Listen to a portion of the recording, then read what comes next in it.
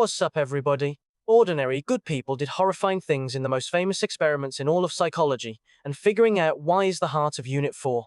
Here's what you need today: how other people bend your behavior, plus the 4 big theories of who you really are. This unit shows up on the exam every year. Stick with me to the very end, and I'll show you the single fastest way to lock all of this in before exam day. Grab a pen, and let's go. Social psychology starts with attribution, how we explain why people do what they do. 2 options. A dispositional attribution blames their personality. A situational attribution blames the circumstances. Now lock in the most tested bias here. The fundamental attribution error is our tendency to overestimate personality and underestimate the situation when judging others. Someone cuts you off? You assume they're a jerk, not that they got an emergency. But for ourselves, the self-serving bias flips it. We credit our successes to ourselves and blame our failures on the situation. Hold on to that, because it sets up everything next. Here's the key move. Your attitudes and actions influence each other. Cognitive dissonance is the mental discomfort you feel when your behavior clashes with your beliefs, so you change your attitude to match what you did. The foot in the door phenomenon shows that agreeing to a small request makes you more likely to agree to a bigger one later. And Philip Zimbardo's controversial Stanford prison experiment suggested ordinary people will conform to cruel roles when given the power and the situation to do so. Remember that line, because it's about to come back hard. Conformity is adjusting your behavior to match a group. Solomon Asch proved it with a dead simple line judging task, where people gave obviously wrong answers just to match the group. So why do we cave? 2 reasons, and the exam loves to make you tell them apart. First, normative social influence is conforming to be liked and accepted, to fit in. Second, informational social influence is conforming because we believe the group actually knows better than we do, especially when we're unsure. Both push us to go along with the crowd. But conformity is just peers. Watch what happens when authority gives the order. Conformity is matching peers. Obedience is following an authority figure, and this is the study that defines the unit. Stanley Milgram ordered participants, through an experimenter, to deliver what they believed were increasingly painful electric shocks to another person. Despite the screams, about 65% obeyed all the way to the maximum voltage. Milgram's chilling conclusion: ordinary people will follow orders to harm others when an authority figure takes responsibility. The situation, not evil personalities, drove the behavior. Memorize that 65%. It is a guaranteed point. Groups change us in predictable ways, and the College Board wants every one of these terms. Social facilitation means we perform simple tasks better in front of others. Social loafing means we slack off in a group because our effort feels less noticed. De-individuation is the loss of self-awareness in a crowd, which can fuel mob behavior. Groupthink is when a group's desire for harmony leads to bad decisions. Group polarization makes a group's views more extreme. And the bystander effect: the more people present during an emergency, the less likely any one person helps, thanks to diffusion of responsibility. Lock the terms down, they're easy points. We sort the world into us and them. In-group bias is favoring your own group. Out-group homogeneity is assuming they're all the same.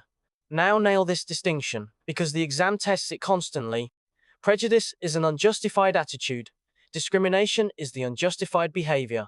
The just world phenomenon is the belief that people get what they deserve, which can lead to blaming victims. On the brighter side, what draws us together? 3 things. Proximity, simply being near someone. The mere exposure effect, where repeated contact breeds liking.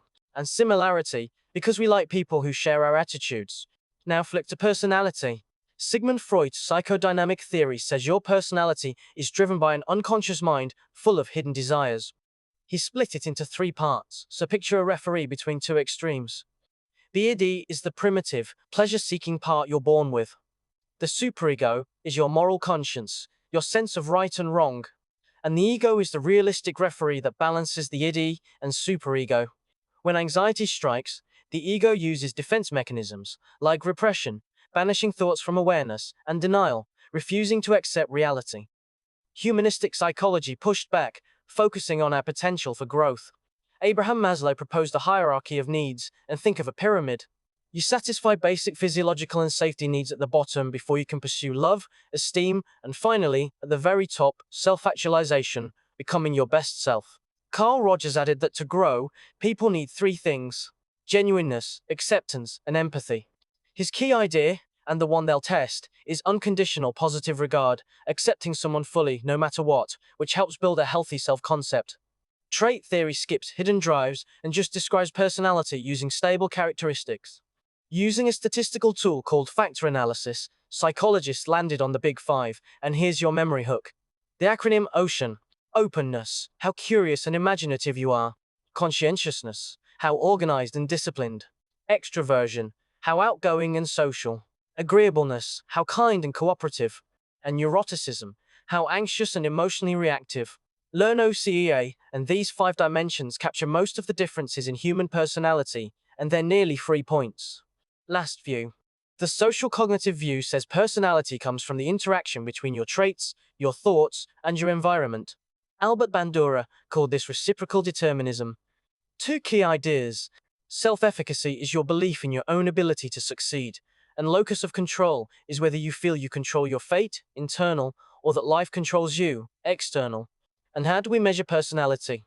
Projective tests like the Rorschach ink blot reveal hidden feelings, while self-report inventories like the MMP are used direct questions and are more objective.